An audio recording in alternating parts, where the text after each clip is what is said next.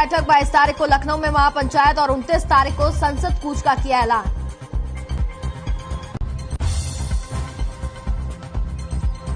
पूर्व मंत्री अशोक अरोड़ा ने एचपीएससी मामले को लेकर साधा सरकार पर निशाना, कहा भ्रष्टाचार मुक्त का नारा देने वाली सरकार के राज में एचपीएससी के सेक्रेटरी करोड़ों की रिश्वत के साथ पकड़े जा रहे हैं। गुरुग्राम पुलिस की क्राइम ब्रांच ने कासनगांव हत्याकांड का किया खुलासा। कुख्यात शूटर अभिषेक, संजीव और साहिल को किया गिरफ्तार। 2 दर्जन से ज्यादा हत्याएं हुई थी।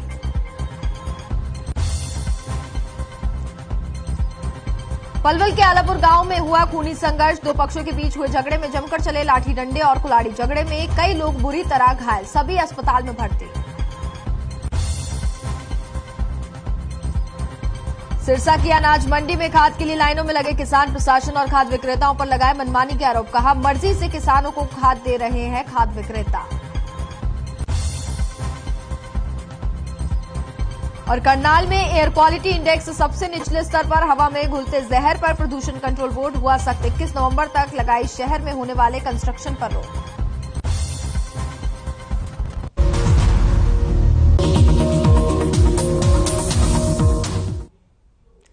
नमस्कार, मैं हूं आपके साथ कनिका अरोड़ा और आप देख रहे हैं हर खबर हरियाणा। तो बुलेटिन की शुरुआत करते हैं हम इस वक्त की बड़ी खबरों के साथ। प्रधानमंत्री नरेंद्र मोदी ने तीनों कृषि कानूनों को रद्द करने की घोषणा कर दी है, लेकिन इस घोषणा के बाद भी किसान नेता किसान आंदोलन को जारी रखने की बात कह रहे हैं। सोनीपत के कुंडली सिंगू बॉर्डर पर स्थित किसान आंदोलन ऑफिस में आज संयुक्त किसान मोर्चा कोर कमेटी के सदस्यों की बैठक हुई है। बैठक के बाद किसान नेताओं ने कहा कि प्रधानमंत्री ने सिर्फ घोषणा की है, अभी तक ये कानून रद्द नहीं किए गए हैं। वहीं किसान नेताओं ने कहा कि अभी उनकी मांग पूरी नहीं हुई है। अभी एमएसपी पर कानून, मरने वाले किसानों को सम्मान और जिन किसानों पर मुकदमे दर्ज हुए हैं उनको वापसी की मांग अभी बाकी है।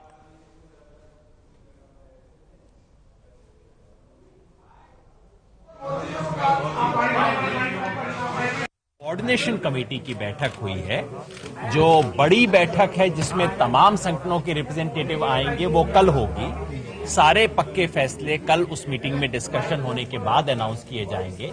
लेकिन एक बात तय है, हमने जो कोई प्रोग्राम अनाउंस किए थे, 22 तारीख की रैली लखनऊ में, 26 तारीख को मोर्चों के ऊपर आना और उसके बाद 29 को पार्लियामेंट की तरफ कूच, ये सारे प्रोग्राम बदस्तूर जारी रहेंगे।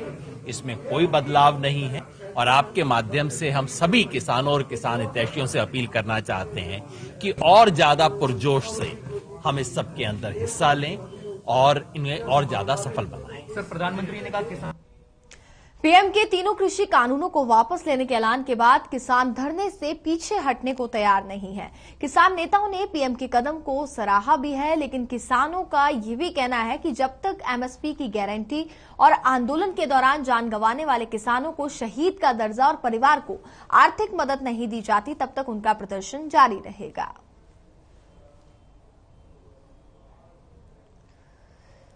तो किसानों का ये कहना है कि भले ही कानून रद्द कर दिया गया हो, प्रधानमंत्री नरेंद्र मोदी ने यह फैसला सुनाया हो, लेकिन जब तक औपचारिकता नहीं दी जाएगी तब तक हम डटे रहेंगे बॉर्डर्स पर। साथ ही उन्होंने ये भी कहा कि जो किसान इस आंदोलन के दौरान जिनकी जान चली गई है उनको शहीद का दर्जा दिया जाए, परिवार को आर्थिक मदद दी जाए ताकि उनकी मदद हो सके। जब तक ये प्रदर्शन जारी रहेगा।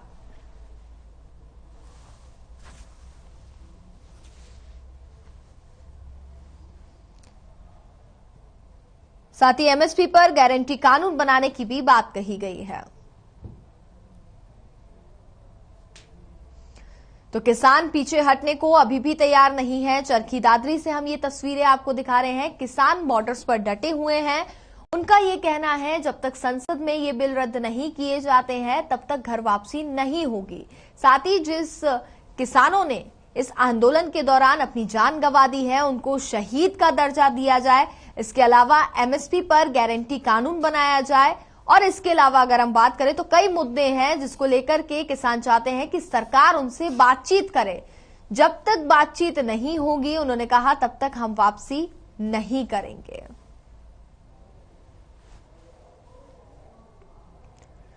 तो किसानों का यह कहना है कि हम अभी पीछे नहीं हटेंगे।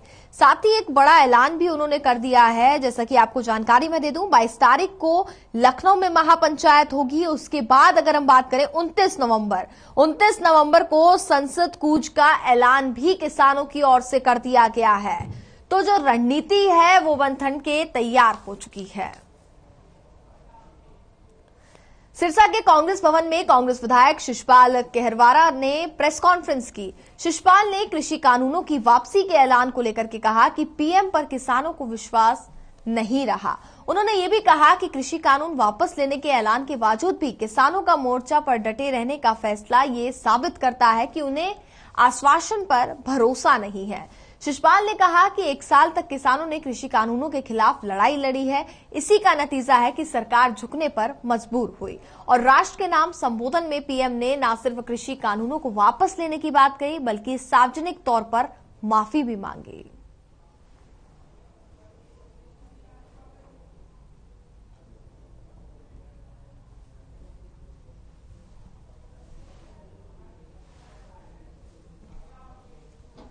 चरखी दादरी के रेस्ट हाउस में कांग्रेस नेताओं ने प्रेस कॉन्फ्रेंस की। पूर्व विधायक धर्मपाल सांगवान, अजीत फोगाट आदि कांग्रेस नेता मौजूद रहे। इस दौरान पूर्व विधायक धर्मपाल सांगवान ने बताया कि 3 कृषि कानून वापस हुए हैं।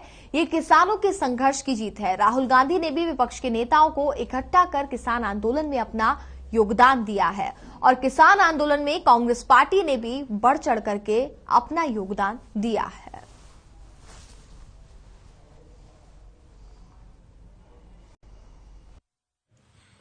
पिछले 1 साल से हमारे किसान भाई कर रहे थे और उस किसान आंदोलन का आज जो विजय दिवस हम सब मिलकर मना रहे हैं, हम उन किसानों को इस बात के लिए बधाई देते हैं। उनके संघर्ष को हम सलाम करते हैं कि उन्होंने एक लड़ाई लड़ी और बहुत बड़ी लड़ाई उन्होंने लड़ी। गांधी जी के आदर्शों पर चलते हुए हिंसा की लड़ाई उन्होंने लड़ी और आज उसका परिणाम इस मोदी सरकार को झुकना पड़ा।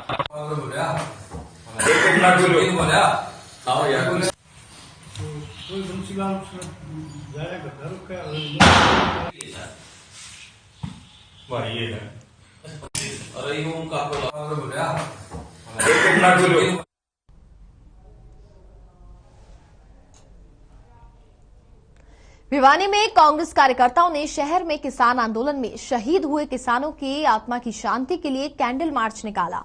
कांग्रेस नेता ने कहा कि बीजेपी सरकार की हठधर्मिता के कारण 750 किसानों की जान चली गई।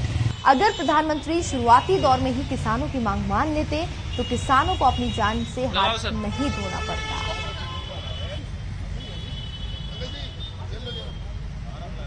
तो भिवानी में आपको बता दें कि कैंडल मार्च निकाला गया है।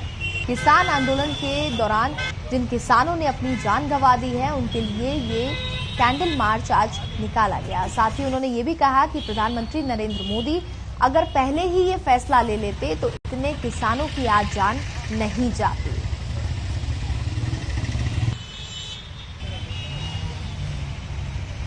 तो भिवानी से तस्वीरें हम आपको दिखा रहे हैं जहां कार्यकर्ताओं ने किसानों के लिए कैंडल मार्च निकाला। जिन किसानों की आंदोलन के दौरान जान चली गई उनके लिए ये कैंडल मार्च निकाला गया।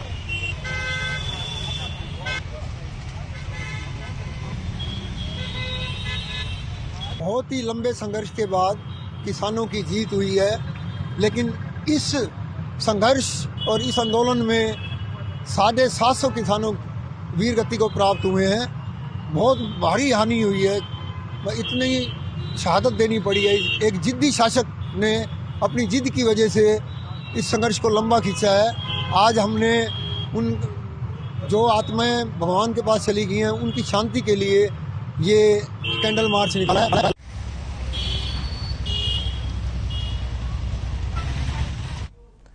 1 करोड़ की रिश्वत के आरोप पर हरियाणा पब्लिक सर्विस कमीशन के डिप्टी सेक्रेटरी मामले में पूर्व मंत्री अशोक अरोड़ा ने प्रदेश की सरकार पर निशाना साधा और कहा कि भ्रष्टाचार मुक्त का नारा देने वाली प्रदेश सरकार में हरियाणा पब्लिक सर्विस कमीशन के अंदर एचपीएससी के सेक्रेटरी 1 करोड़ की रिश्वत के साथ पकड़े जा रहे हैं। सरकार के दावे दिखावे वाले दावे हैं। हरियाणा प्रदेश के अंदर भ्रष्टाचार सबसे ज्यादा है। पूर्व मंत्री अशोक अरोड़ा ने कहा कि हरियाणा पब्लिक सर्विस कमीशन हो या हरियाणा सर्विस इलेक्शन कमीशन हो, इन सभी की जांच अगर सीबीआई से कराई जाए तो बहुत बड़ा घोटाला सामने आएगा।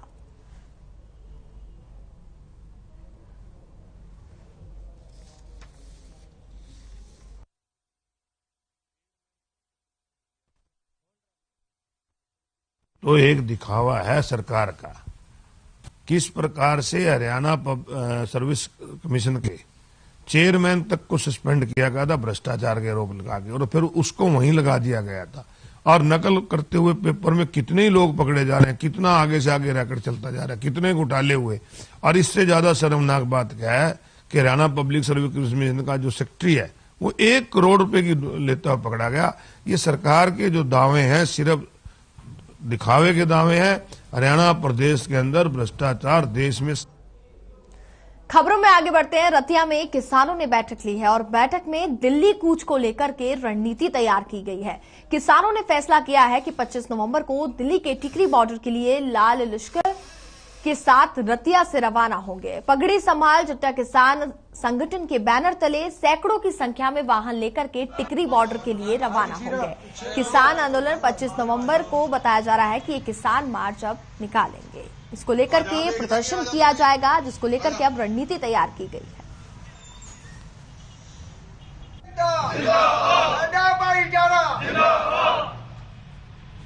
शहीद अमर रहे, अंदोलन के शहीद अमर। पहला तो ਜਿਹੜਾ ਅੰਦੋਲਨ ਜਿੱਤਿਆ ਸਾਰੇ ਲੋਕਾਂ ਨੂੰ ਅਸੀਂ ਵਧਾਈ ਦੇਣਾ ਚਾਹੁੰਦੇ ਹਾਂ ਕਿ ਬਹੁਤ ਸਾਰੇ ਲੋਕਾਂ ਦਾ ਯੋਗਦਾਨ ਹੈ। 700 ਤੋਂ ਜ਼ਿਆਦਾ ਕਿਸਾਨਾਂ ਨੇ ਆਪਣਾ ਖੂਨ ਦਿੱਤਾ ਇਸ ਅੰਦੋਲਨ ਵਾਸਤੇ। ਇਹ ਇਕੱਲਾ ਕਿਸਾਨਾਂ ਦਾ ਅੰਦੋਲਨ ਨਹੀਂ ਸੀ, ਸਾਰੇ ਸਮੁੱਚਾ ਦੇਸ਼ ਸ਼ਾਮਲ ਸੀਗਾ ਔਰ ਉਹਨਾਂ ਦੀ ਕੁਰਬਾਨੀ ਰੰਗ ਲੈ ਕੇ ਆਈ। ਔਰ ਜਿਹੜਾ ਮੋਦੀ ਕਹਿੰਦਾ ਸੀ ਵੀ ਇਸ ਕਾਨੂੰਨ ਇਹ ਬੈਕ ਨਹੀਂ ਜਾਣੇ, ਅੱਜ ਦੇਖੋ ਉਸੇ ਮੋਦੀ ਨੇ ਐਲਾਨ ਕਰਨਾ ਪਿਆ ਵੀ ਅਸੀਂ ਕਾਨੂੰਨ ਬੈਕ ਕਰ ਰਹੇ हैं और गुरपुरब के दिहाड़े ते उन्हें एक कानून वापस ले एक वड्डी लोगों की खुशी। अटेली हल्के के कनीना कस्बे में यूथ कांग्रेस कार्यकर्ताओं ने जनजागरण अभियान के अंतर्गत रोड शो निकाला था। यूथ कांग्रेस के नवनियुक्त अटेली हल्का अध्यक्ष नवीन यादव और यूथ जिला उपाध्यक्ष राहुल राव ने इस दौरान आमजन का धन्यवाद किया। इसके साथ ही कांग्रेस कार्यकर्ताओं ने तीनों कृषि कानून रद्द करने के इसे किसानों की जीत बताते हुए विजय जुलूस भी निकाला। इस मौके पर यूथ कांग्रेस जिला उपाध्यक्ष राहुल राव ने कहा कि किसानों की 1 साल से चली आ रही मांग को केंद्र सरकार ने माना है और इस उपलक्ष्य में कांग्रेस कार्यकर्ता एक रोड शो निकाल रहे हैं। इसके साथ ही उन्होंने कहा कि इस आंदोलन में शहीद हुए 700 से अधिक किसानों को श्रद्धांजलि भी देंगे।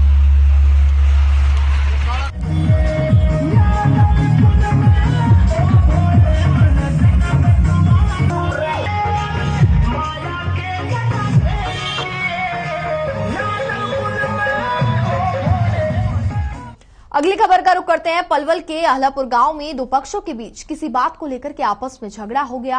दोनों तरफ से जमकर लाठी डंडे और कुल्हाड़ी चली, जिसमें करीब दर्जन भर लोग गंभीर रूप से घायल हो गए। झगड़े का वीडियो भी सोशल मीडिया पर जमकर वायरल हो रहा है, जिसमें एक पक्ष दूसरे पक्ष के घर में घुस करके लाठी डंडों से हमला करते हुए नजर आ रहे हैं। फिलहाल पुलिस ने मामले में दोनों पक्षों की शिकायत पर करीब 2 दर्जन लोगों के खिलाफ मामला दर्ज कर आगे की कार्रवाई शुरू कर दी है।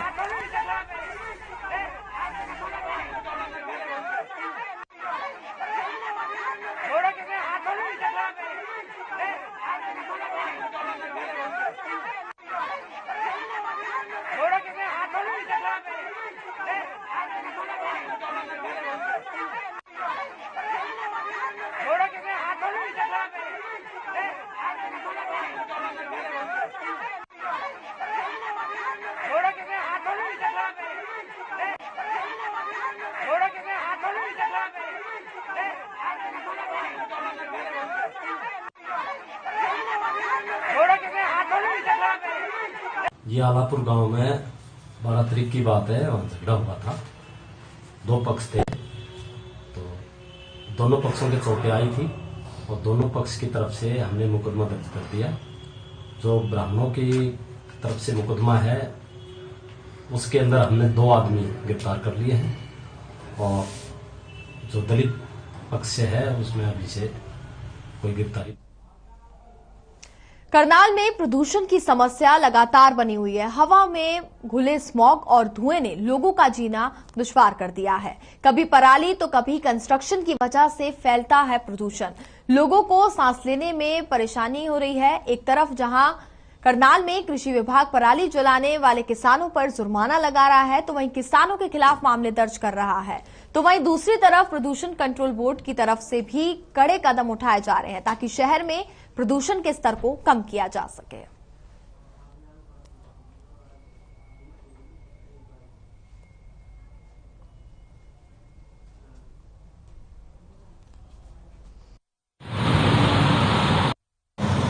करनाल में क्यों हमारा वेरी पुअर के अंदर है और सभी विभागों को हमने सूचित कर दिया है। अभी मीटिंग भी हुई थी सीए के एमएस की और उसके मिनट्स आ गए थे। उसमें सारा को जो डायरेक्शन है वो सभी डिपार्टमेंट्स को इशू कर दी है। हमने भी कंस्ट्रक्शन प्रोजेक्ट्स को कह दिया है कि अपनी कंस्ट्रक्शन एक्टिविटी 21 तारीख तक बंद करने के लिए कहा गया है। सारी 21 तारीख तक सभी कंस्ट्रक्शन प्रोजेक्ट्स अपनी एक्टिविटी बंद करनी है, स्प्रिंकलिंग करनी है, साथ में शेड लगाने हैं और रेगुलर उसके अंदर मैनुअल स्वीपिंग, मैकेनिकल स्वीपिंग, वो सारा कार्य करना है।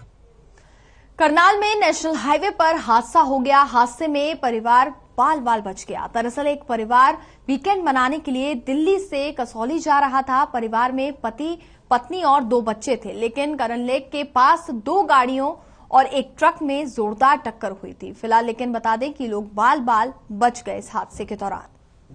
नेशनल हाईवे पर आपको बता दें कि ये हादसा हुआ है।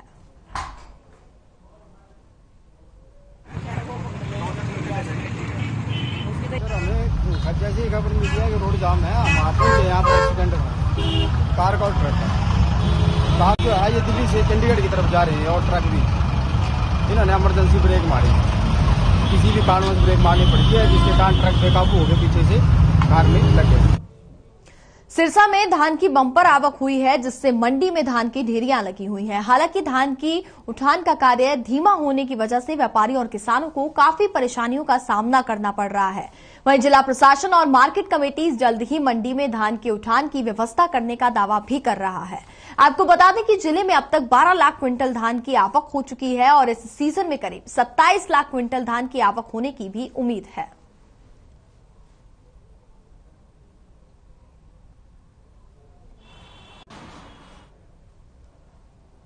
मंडी में अभी तक लगभग 12,30,000 क्विंटल धान आ चुका है और लगभग 27 लाख क्विंटल आने की उम्मीद है। जिस तरह से रफ्तार थी तो मंडी में जाम की स्थिति हो गई थी, तो उसके लिए हमने आज खरीद बंद की हुई है और कल भी खरीद बंद रहेगी ताकि उठान हो सके मंडी का और सोमवार से सुचारू रूप से मंडी चल सके।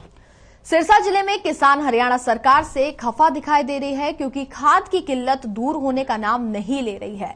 इन दिनों गेहूं की बिजाई के लिए किसानों को खाद लेने के लिए काफी जद्दोजहद का सामना करना पड़ रहा है। पिछले कई दिनों से किसानों को खाद लेने के लिए संघर्ष करना पड़ रहा है। सिरसा की अनाज मंडी में किसानों को लंबी लंबी लाइनों में घंटों तक इंतजार करना पड़ा।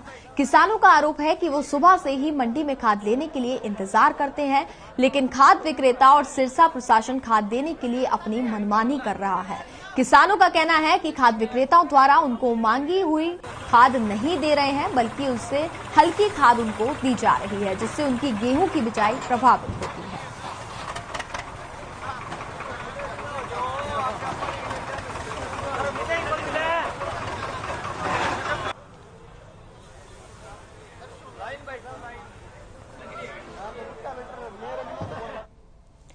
टोहाना सीआईए पुलिस ने 2 युवकों को गिरफ्तार कर लिया है। लाखों रुपए की चोरी का पर्दाफाश किया गया है। दोनों युवक टोहाना के गीता कॉलोनी के रहने वाले बताए जा रहे हैं। डीएसपी वीरम सिंह ने बताया कि 12 दिन पहले पुरानी तहसील के सामने एक घर में 46 तोले सोना सहित लाखों रुपए की नकदी चोरी की शिकायत मिली थी। पुलिस ने जांच के दौरान 2 युवकों को पूछताछ के लिए पकड़ा गया था। दोनों ने अपना जुर्म कबूल कर लिया है।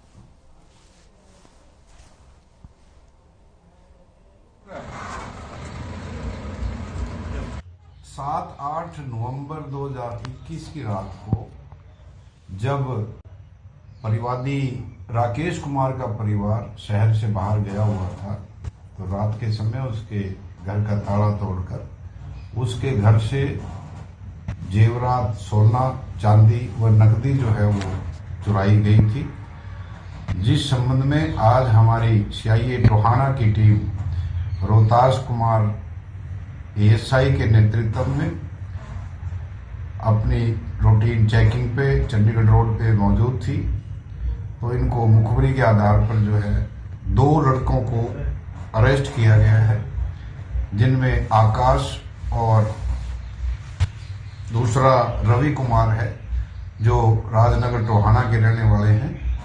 इन आरोपियों को वहां से अरेस्ट किया गया है और इनकी जो है इनसे अभी हमें हमारी टीम को 8 तोले सोना और 8,000 रुपये नकदी जो है वो बरामद हो चुकी है। जिंद के रघुनगर में नकली देसी घी बनाने वाली फैक्ट्री का भांडाफोड़ हुआ है। फैक्ट्री मालिक समेत 4 लोगों को गिरफ्तार किया गया है। छापेमारी के दौरान कई कंपनियों के स्टील पैक डिब्बे पाए गए थे। साथ ही 4,17,000 रुपए भी बरामद किए गए हैं। स्वास्थ्य विभाग की टीम ने मौके से घी के सैंपल ले लिए हैं। बताया जा रहा है कि ये नकली घी केमिकल से तैयार किया जाता है।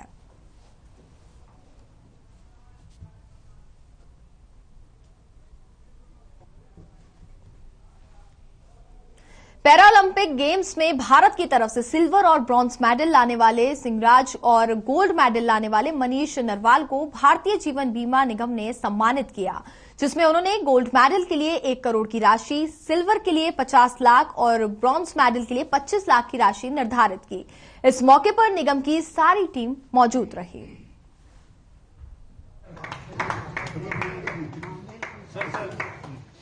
मुझे तो लगता है कि भारतीय जीवन बीमा निगम के लिए भी ये बहुत गौरव का क्षण है कि हमारे जो पैरालंपिक में सिंगराज अदाना जी और मनीष नरवल जी, इन्होंने जो देश का नाम ऊंचा किया है, तो देश के लिए ही निगम काम करता है, तो निगम का भी सर जो है वो गर्व से ऊंचा हो गया है और इसीलिए हमने ये प्रोग्राम बनाया कि यहाँ आकर इनको सम्मानित किया जाए। पिहोवा रोडवेज सब डिपो के सचिव रंजीत करोड़ा ने बताया कि एसएसपी की कार्यप्रणाली से नाराज होकर के बस अड्डे पर नारेबाजी कर धरना प्रदर्शन किया है। एसएसपी को बदलने की मांग की जा रही है। उन्होंने बताया कि एसएसपी सुरेंद्र कुमार उन्हें नाजायज रूप से परेशान कर रहा है। एक ब्लाइंड कर्मचारी ने जब गुरु पर्व पर छुट्टी मांगी तो उसके साथ एसएसपी ने दुर्व्यवहार भी किया है और उसे निलंबित करने की धमकी भी दे डाली थी।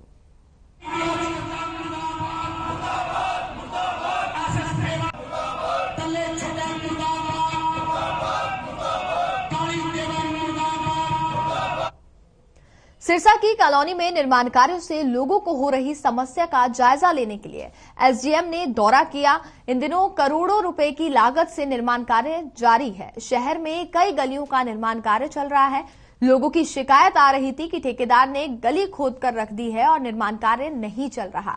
इसके चलते लोगों को समस्याओं का सामना करना पड़ रहा था। शिकायत पर संज्ञान लेते हुए शनिवार दोपहर को एसडीएम जयवीर यादव ने शहर की अलग अलग कॉलोनियों में चल रहे गलियों के निर्माण कार्यों का जायजा लिया।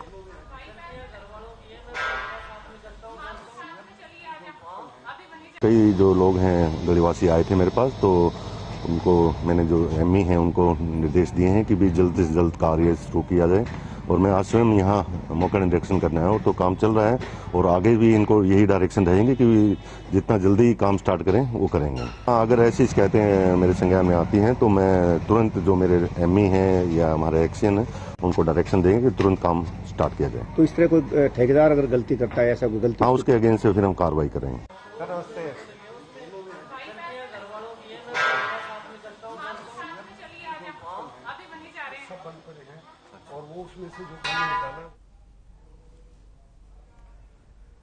लोहारू में सिंचाई और जन स्वास्थ्य विभाग की सभी परियोजनाओं को निर्धारित करने में पूरी करने को लेकर के विभाग के अतिरिक्त मुख्य सचिव देवेंद्र सिंह ने अधिकारियों के साथ मीटिंग की और स्टेटस रिपोर्ट की विस्तार से जानकारी ली। वहीं पत्रकारों से बात करते हुए देवेंद्र सिंह ने कहा कि जल जीवन मिशन के तहत हर घर में नल से जल देना सरकार का उद्देश्य है और हमारा 90% काम भी पूरा हो चुका है। जो बचे हुए गांव हैं उनमें अगले 2 महीनों में काम पूरा कर दिया जाएगा। साथ ही उन्होंने सभी लोगों से जल का कनेक्शन लेने की भी अपील की है।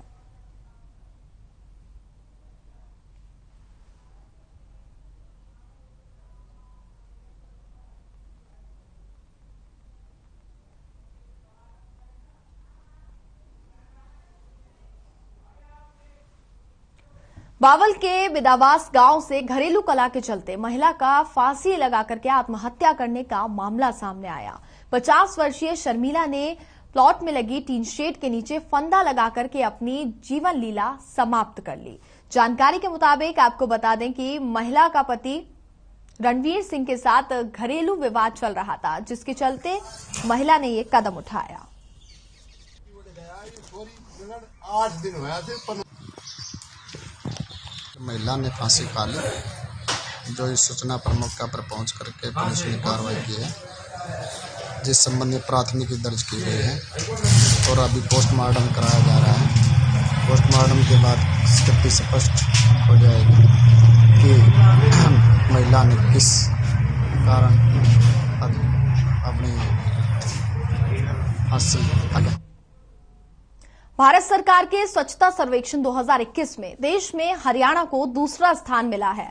हरियाणा के 7 शहरों ने जगह बनाई है। गुरुग्राम, रोहतक और करनाल को गोल्ड अवार्ड मिला है। पंचकुला, फरीदाबाद और नीलोखेड़ी को सिल्वर अवार्ड दिया गया है। साथ ही अंबाला शहर को कांस्य सम्मान मिला है। केंद्रीय मंत्री हरदीप पुरी ने हरियाणा को सम्मान दिया।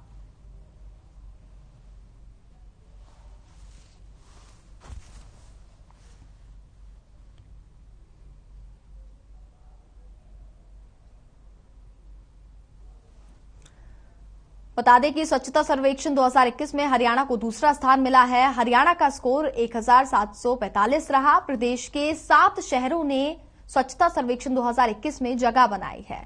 गोल्ड अवार्ड की बात करें तो गुरुग्राम, रोहतक और करनाल को गोल्ड अवार्ड मिला है। सिल्वर अवार्ड पंचकुला, फरीदाबाद और नीलोखेड़ी को दिया गया। साथ ही अंबाला को कांस्य अवार्ड दिया गया। और इसी के साथ फिलहाल इस बुलेटिन में बस इतना ही। देखते रहिए हर खबर हरियाणा।